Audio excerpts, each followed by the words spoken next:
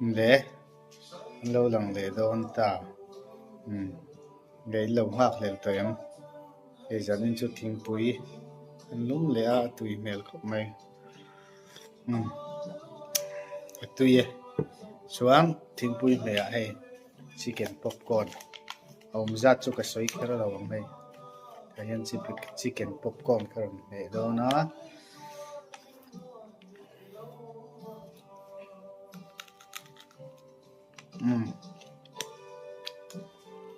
tùy khóc mày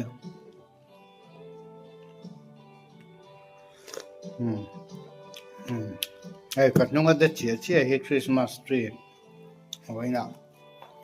bây giờ nên cắn xiêm về nha mồi khóc mày pet rồi hi John Travill nè Hoàng cái Christmas thì cần đâu này ta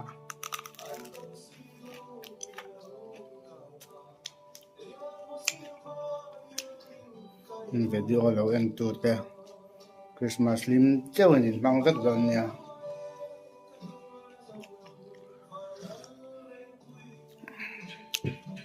chuan video lâu em khán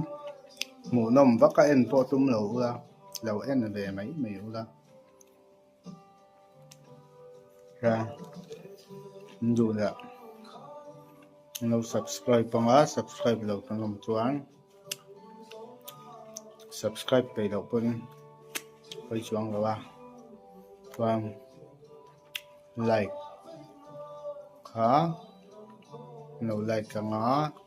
likeไปlâu punไปlâu đểเข้าว่าห้องลำเปิ้ลอยู่จนไปlâu vét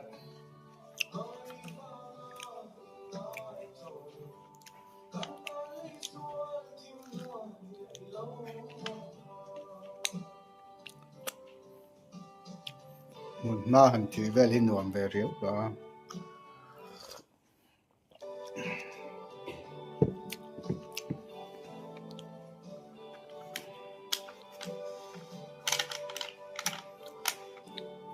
cái một băng đó hành chỉ để chia mi là